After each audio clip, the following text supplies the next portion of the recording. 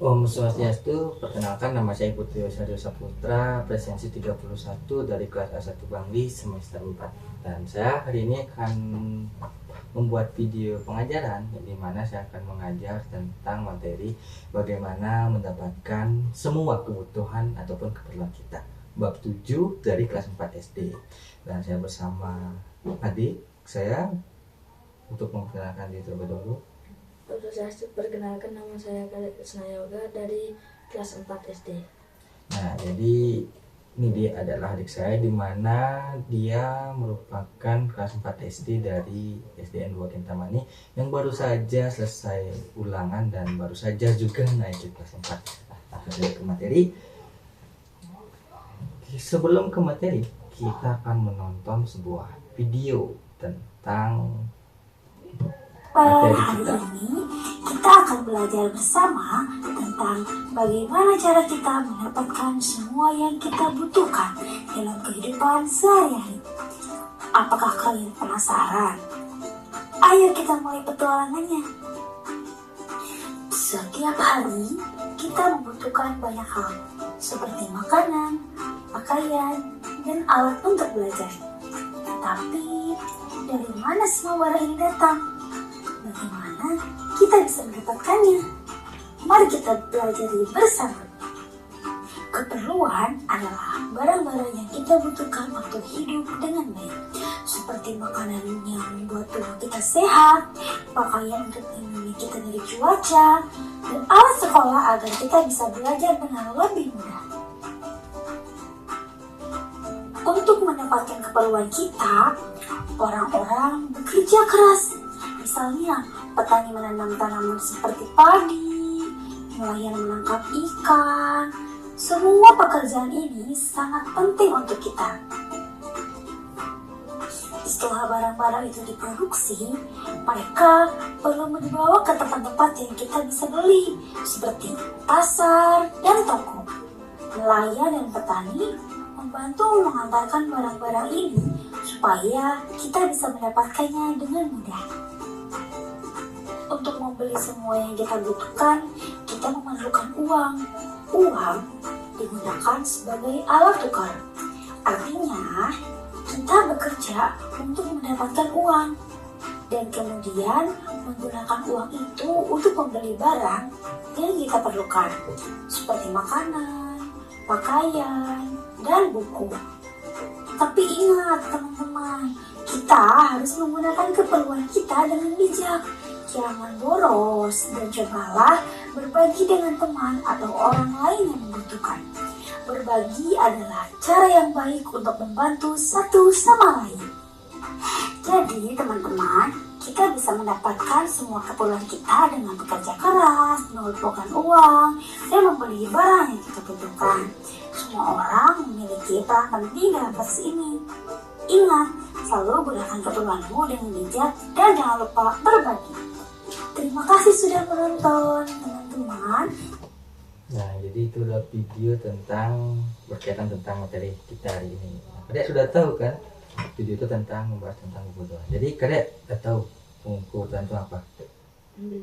Nah, jadi kakak akan jelaskan apa itu kebutuhan. Jadi kebutuhan itu adalah segala hal yang harus dipenuhi manusia untuk mempertahankan hidup ataupun bertahan hidup. Sebagai contoh, makanan, air, dan tempat tidur. Nah, jadi itu disebut dengan kebutuhan.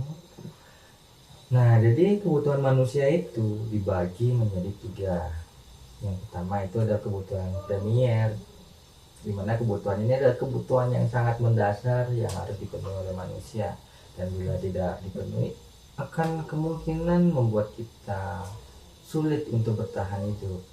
Nah, kemudian kebutuhan sekunder. Nah, kebutuhan sekunder ini adalah kebutuhan kedua ataupun kebutuhan penunjang hidup. Kebutuhan ini tuh dapat dipenuhi pada saat kebutuhan premier itu sudah kita penuhi. Kemudian kebutuhan yang ketiga itu kebutuhan tersier. Nah, kebutuhan ini tuh bisa kita penuhi dan juga bisa tidak kita penuhi. Dimana kebutuhan ini tuh berkaitan tentang usaha menciptakan ataupun meningkatkan harga diri. freestyle ataupun gengsi ataupun mengikuti tren-tren sekarang ini, tren pakaian ataupun yang lain seperti itu. Nah, lanjut ya, kita mengapa manusia itu memiliki tiga kebutuhan tersebut ataupun memiliki kebutuhan yang harus dipenuhi. Yang pertama, untuk bertahan hidup ataupun survive. Nah, jadi manusia itu untuk bertahan hidup itu memerlukan makanan, udara, dan tempat tinggal adalah kebutuhan biologis yang harus dipenuhi. Jika tidak dipenuhi, manusia bisa sakit ataupun kemungkinan terparahnya itu manusia akan meninggal jika itu tidak dipenuhi.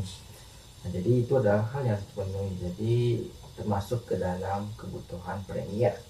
Kemudian alasan kedua itu adalah untuk menciptakan rasa aman dan nyaman. Nah, sebagai contoh, kita ini sudah memiliki rumah, membangun rumah, makanan juga sudah terpenuhi. Nah, di dalam rumah itu kan kita perlu ada yang namanya kasur untuk tidur nyenyak dan nyaman gitu. Kita perlu memiliki kasur, selimut, ataupun barang-barang lainnya yang mungkin bisa kita penuhi setelah kebutuhan pertama itu terpenuhi. Nah, itu termasuk ke dalam kebutuhan sekunder. Kemudian yang terakhir itu manusia itu sebenarnya ingin dihargai ataupun pengakuan dari orang lain atau validasi. Nah, itu merupakan alasan yang mendorong manusia melakukan ataupun memenuhi kebutuhan mereka yang ketiga, yaitu tersier. Sebagai contoh, dengan cara apa kita melakukan ataupun kita itu ingin diakui itu dihargai? Dengan cara membeli barang-barang branded. Contohnya seperti contoh jam tangan, dimana saat kita memakai jam tangan itu, jam tangan mahal, orang-orang pasti akan berpikiran bahwa kita itu adalah orang yang sukses ataupun yang lain. Itu menjadi penanda memenuhi kebutuhan ketiga. Nah, gitu. Kita lanjut ya, bagaimana sih manusia itu memenuhi kebutuhan? Nah, ada yang beberapa cara ya. Yang pertama itu bekerja keras, seperti dijelaskan pada video tadi. Manusia itu bisa bekerja keras dengan bertani, berusaha atau berdagang, berkebun, ataupun menjual jasa. Sebagai contoh itu fotografer, di mana fotografer itu menjual jasa mereka untuk memoto klien dan mendapatkan uang. Nah, kita lanjut bicara tentang uang. Lanjut, apa syarat terjadinya penukaran barang atau kebutuhan? Nah, untuk memenuhi kebutuhan kita kan tidak semuanya kita buat sendiri, seperti nasi ataupun padi. Kita pasti membeli beras terlebih dahulu gitu.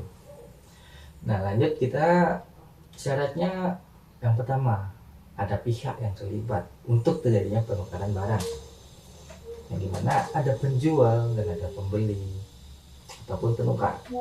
Kemudian ada barang atau jasa yang bisa ditukar. Kemudian ada kesepakatan nilai, di mana kedua belah pihak harus sepakat tentang nilai barang yang ditukar agar penukaran dianggap adil. Misal barang 10.000 kita tukar dengan uang 10.000, itu adalah hal yang adil. Kemudian adanya kebutuhan dan keinginan. Nah, pertukaran itu terjadi karena kita memiliki kebutuhan yang harus kita perlukan, penuhi. Yang kedua, saling menguntungkan. Nah, itu kita membuat kesepakatan agar kedua barang itu saling menguntungkan bagi penjual dan bagi pembeli, maka terjadilah pertukaran barang. Nah, selanjutnya saling menguntungkan sama lain. Nah, sudah jelas ya, untuk memenuhi kebutuhan hidup. Kemudian alat tukar. Nah, dulu sebelum ada uang, kita itu manusia bertukar ataupun berbelanja itu menggunakan alat atau barang ke barang, menukarkan barang untuk mendapatkan barang. Sebagai contoh, kita menukarkan buku 1 lusin untuk mendapatkan beras 1 kilo. Nah, itu disebut dengan barter. Namun barter itu dianggap tidak sesuai karena nilai buku 1 lusin itu lebih dianggap tidak setara ya dengan harga beras 1 kilo. Lanjut, setelah ditemukannya uang, maka dijadikanlah uang sebagai alat tukar. Nah, jadi uang itu digunakan sekitar 600 tahun sebelum Masehi oleh bangsa Lydia dalam bentuk uang logam. Nah, jadi uang logam ini adalah uang yang mendasari terjadinya adanya uang sebagai alat tukar. Sebelum manusia memakai barter, lalu berkembanglah uang logam itu menjadi uang kertas hingga uang digital seperti yang sekarang ini, yang dimana kita tidak perlu mengeluarkan uang fisik, cukup pakai handphone, scan, kiris, bayar, udah tidak perlu menggunakan uang lagi. Itu perkembangan zaman sekarang. Nah, lantas apa sih nilai dan fungsi uang dalam jual beli? Ada udah tahu? Belum. Ya, kakak akan beritahu, semoga bermanfaat. Nah, jadi nilai uang itu adalah kemampuan uang untuk ditukar dengan barang atau jasa. Nah, jadi simpelnya kemampuan uang untuk membeli barang. Sebagai contoh, kita memiliki uang 30.000 dan kita ingin membeli uang untuk membeli beguling dengan harga 30.000. Nah, jadi uang itu mampu membeli barang tersebut. Dan kita ingin membeli babi guling dengan harga 30.000, namun kita memiliki uang hanya 25.000. Jadi uang itu tidak mampu untuk membeli barang dengan nilai 30.000. Nah, jadi itu adalah nilai uang. Lantas, kedua ada fungsi uang. Nah, pasti fungsi uang itu sebagai alat pembayaran dan juga alat tukar. Lanjut ya.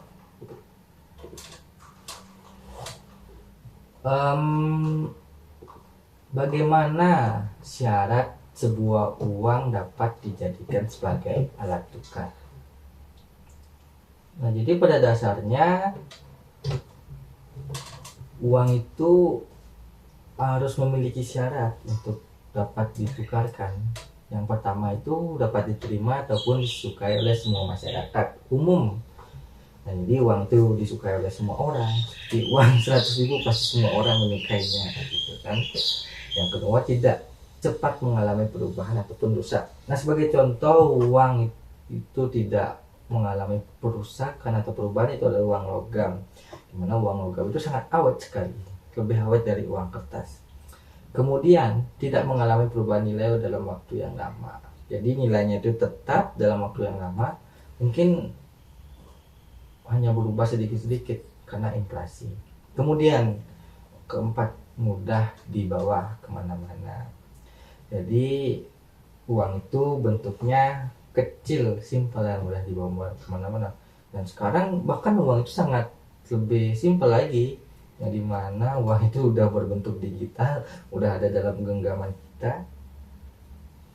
Yang kelima, memiliki pecahan yang senilai atau mudah dibagi-bagi tanpa mengurangi nilai. Nah, sebagai contoh, kita memiliki uang 10.000. Nah, untuk mendapatkan uang 10.000 itu ada pecahannya lagi, 5.000 dua kali. Jadi jumlahnya 10.000 ataupun 3.000, uang 1.000, uang 2.000 dijumlahkan untuk mendapatkan nilai yang sepadan, yaitu nilainya 10.000. Lanjut, kita kegiatan jual beli. Nah, jadi kegiatan jual beli ataupun sebelum kegiatan jual beli, kita akan belajar tentang apa itu kegiatan ekonomi. Nah, kegiatan ekonomi itu pada dasarnya ada 3. Produksi dan juga distribusi dan konsumsi. Nah, itu disebut dengan kegiatan ekonomi, di mana produksi itu ada proses pembuatan barang. Seperti kita bertani, itu adalah kegiatan produksi. Kita memproduksi sebuah tanaman, yang dimana tanaman itu akan menghasilkan padi. Nah, kemudian lanjut distribusi. Nah, kegiatan distribusi itu adalah kegiatan penyaluran ke masyarakat ataupun ke orang lain. Contohnya perdagangan, di mana di pasar itu terjadi kegiatan distribusi banyak sekali, di mana di pasar itu menyalurkan banyak barang seperti padi yang tadi diproduksi oleh petani.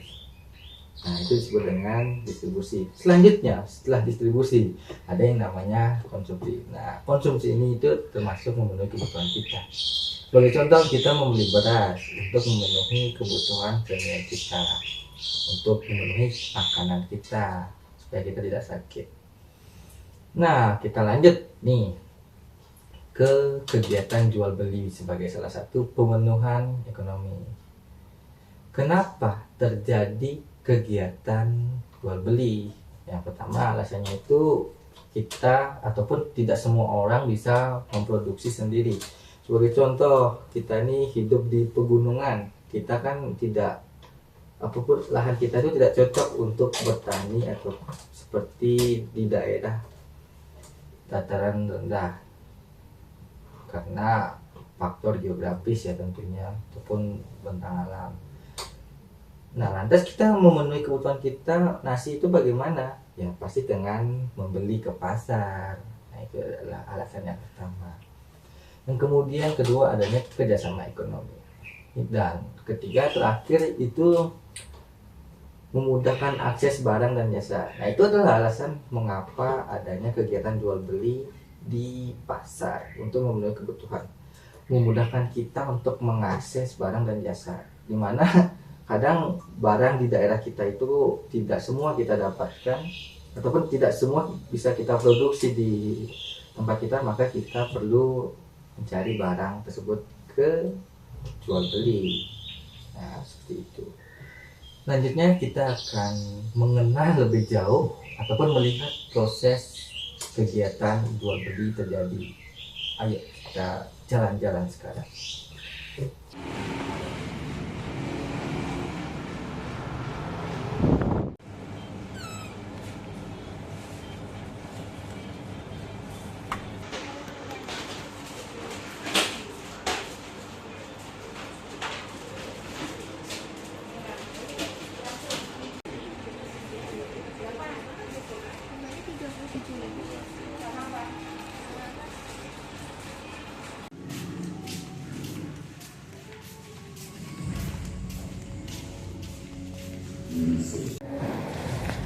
Nah, jadi kita udah sampai di pasar, di mana di sini sudah tutup ya karena kita datangnya kesiangan.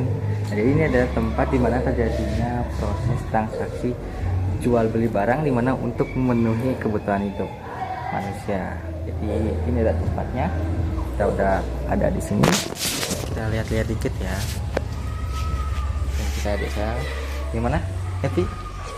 Tadi kita udah ke Indomaret untuk belanja dan melakukan kegiatan apa kata jual beli ataupun transaksi barang. Ya, seperti itu. Udah sampai di rumah. Tadi kita sudah beli siomay ya. Di sini kita juga udah melihat di mana siomay itu, dagang siomay menjual siomay untuk mendapatkan sebuah uang yang nanti uangnya itu ditukarkan menjadi apa? Barang ataupun barang yang untuk memenuhi kebutuhan hidupnya lah, seperti itu. Kita jadi udah melihat proses terjadinya pemenuhan kebutuhan masyarakat yang ada di Desa Kintamani ya, terima kasih saya ucapkan, semoga video ini bermanfaat. Terima kasih. Om Santi Santi Santi Om.